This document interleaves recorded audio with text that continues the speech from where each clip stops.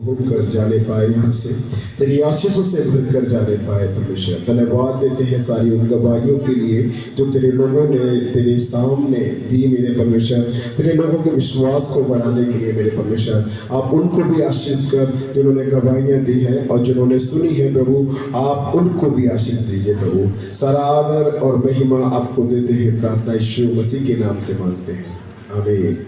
सो परमेश्वर का वचन यहाँ पर हमें बताना चाहता है एक सरल बात को। यीशु ने अपने शिष्यों को फलदायी और पूर्ण जीवन जीने की कुंजी बताई। ऐसा जीवन कैसा दिखता है और आप इसे कैसे प्राप्त करते हैं। यीशु ने कहा, मैं दाखलता हूँ, तुम डालिया हो, और जो मुझ में बना रहता है और मैं उसमें, मैं बहुत फल फलता है, क्योंकि मुझसे अलग होकर तुम कुछ भी नहीं कर सकते। ये चौथी आयत कहती है। परमेश्वर कह रहा है, मैं क्या हूँ, दाखलता हूँ और तुम क्या हो, डालियाँ हो। अगर आप चाहते हैं कि आप एक फलदायी जीवन, आप चाहते हैं कि आपके जीवन में आशीष आए, तो आपको दाखलता से बने रहना जरूरी है, उससे चिपके रहना जरूरी है? आप इस बात पे ध्यान ना दें। मैं मानता हूँ गर्मी बहुत है और बाइबल इस चीज को मुझे और आपको समझाती है कि कौन है जो मसीह के प्रेम से मुझे अलग। क्या ये गर्मी कर सकती है? कहे कि गर्मी तो मेरा कुछ भी बिगाड़ नहीं सकती, मुझे परमेश्वर के आनंद से वंचित नहीं कर सकती। आप जितना ध्यान देंगे कि गर्मी है, आपका ध्यान उतना उसी बात पर जाएगा।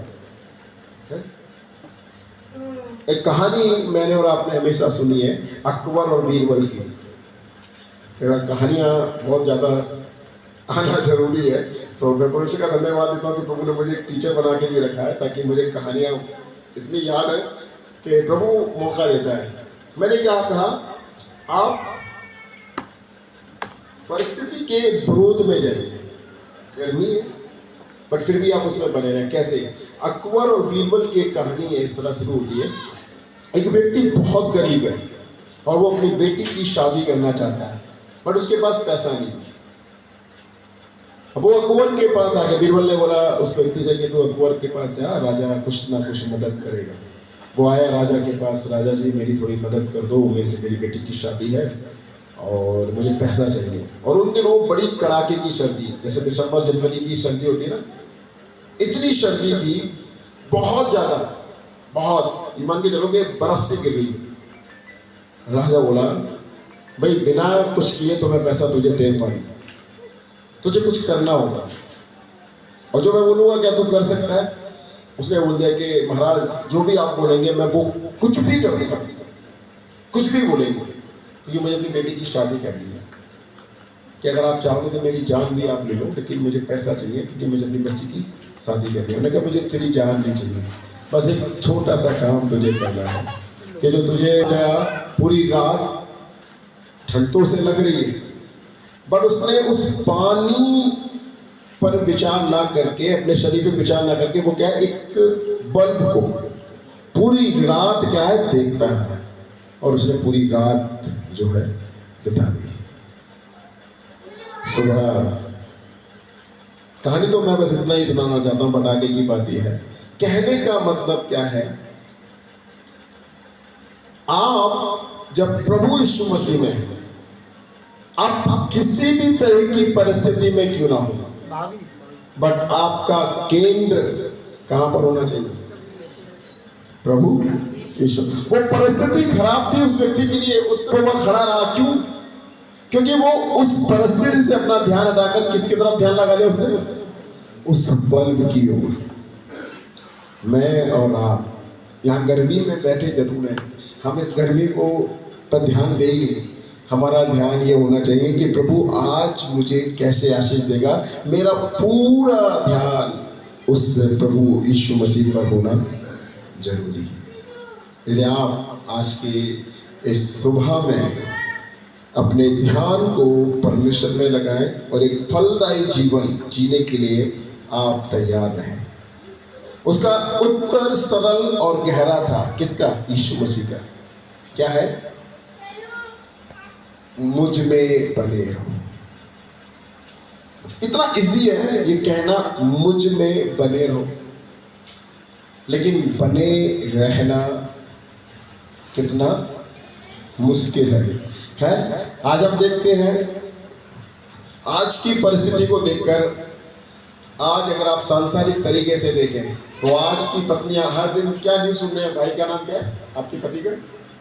है जॉर्ज, जॉनी। आजकल आपने न्यूज़ में सुन रहे हैं, क्या सुन रहे हैं? कि ड्रम में डालकर मार दिया, जहर देके मार दिया, कहीं बाहर ले गए हनीमून पे, वहां मार दिया पति ने। आज की सिचुएशन यानी 2025 में हम देखते हैं कि पत्नियां पति को क्या कर रही है? खत्म रही है। लेकिन जो व्यक्ति प्रभु यीशु में बना रहता है उस पर संसार का कोई असर नहीं पड़ता। ऐसी परिस्थिति में आपकी पत्नी कहां बनी रही? परमेश्वर में, परमेश्वर के लोगों के साथ बनी रहे, और उस समय परमेश्वर के लोगों ने उनकी मदद करना शुरू किया। अगर ये संसारिक तरीके से हेल्प लेती, गलत तरीके से हेल्प लेती, आप छूट के नहीं आ पाते। उनका भी जीवन खराब और आपका तो जेल में खराब था ही। अकेली थी, कोई भी कुछ तरीके से इनका यूज कर सकता था। लेकिन परमेश्वर का धन्यवाद है जो सरल भाषा में आपसे कह रहा है कि यदि तुम मुझ में बने रहो, है वो कह रहा है सरलता से कि मुझ में बने रहो। ये बहन परमेश्वर में बनी रही, संडे में चर्च आती रही, प्रार्थनाओं में आपको रखती रही, कई बार ऑनलाइन भी जुड़े, है ना। और उसका इफेक्ट क्या हुआ कि परमेश्वर ने उनके पति को रिहाई दी। बने रहने के लिए कई बार आपको बहुत सारी चीज़ों का सैक्रिफाइस, बलिदान देना। इजी नहीं है बने रहना। वो बड़ी सरलता से कह रहा है परमेश्वर, तुम मुझ में बने रहो। बट बने रहने के लिए आपको कुर्बानी देनी, आपको त्याग देना है, आपको अपने आराम को त्यागना है, आपको अपनी इच्छाओं को त्यागना है, आपको अपने मन को कई बार मारना पड़ेगा। कई बार ऐसा हो सकता है संडे में दावत है आपकी, सुबह ही आपको बुलाया गया है शादी में, बहुत खास शादी है, आना है, आपका आना बहुत जरूरी है। आप नहीं आए तो देखो हम ऐसा नहीं करेंगे। अभी आप मजबूर हो, क्या करना है? चर्च जाना जरूरी है या शादी में जाना जरूरी है? देन ये डिसाइड आप करेंगे, क्योंकि तब परमेश्वर का वचन आपसे बात करेगा, तुम मुझ में बने रहो। जैसे डालियां अगर दाखिलता में बनी रहेंगी तो क्या होगा? वो फल मत होगी। वो कह रहा तुम मुझसे अलग होकर कुछ भी नहीं कर सकते। आप समझिए ये बात को, आप परमेश्वर से अलग होकर कुछ भी नहीं, तक आप परमेश्वर में बने, आप बने रहे, क्योंकि खुदा का वचन और आगे इस चीज को हमें इस तरह दर्शाता है कि उसमें बने रहने के लिए आप एक चर्च के में बने रहने के लिए आपको संपूर्णता की जरूरत है। अभी मैं कुछ इंस्ट्रक्शंस यानी कुछ सूचनाएं आपको बता रहा था कि मैं कब आपके यहाँ प्रार्थना करने आऊँगा, कब आपको यहाँ आना है। तो आप संपूर्णता से एक चर्च में बने रहना है, तो इस बात को दर्शाता कि आप यीशु में बने हुए हैं। चर्च क्या है? ये परमेश्वर की देह तो है। चर्च में आप कैसे इस बात को साबित करते हैं कि मैं यीशु में बना हूँ? जब आप चर्च में संपूर्णता के साथ भाग ले रहे हैं, हर गतिविधियों में आप दुनियावी बातों को छोड़कर, संसारिक बातों को छोड़कर परमेश्वर की बातों पर आप ध्यान दे रहे हैं, ये दिखाता है कि आप संपूर्णता से परमेश्वर में बने हुए हैं। कैसे दिखाएंगे? आप कह देंगे हम तो यार पास्टर जी हम तो यीशु मसीह में बने हुए हैं, हम बहुत प्रार्थना करते हैं, बहुत वचन पढ़ते हैं, हम ये करते हैं, हम वो करते हैं, हम दुनिया की बातें करते हैं, पर प्रूफ कैसे करोगे? प्रैक्टिकली तो आप बताइए। प्रैक्टिकली तो कुछ है ही नहीं, सिर्फ यहाँ से है। हम यहां से बने हुए हैं, लेकिन हम यहां से तो बिल्कुल बने ही नहीं हैं।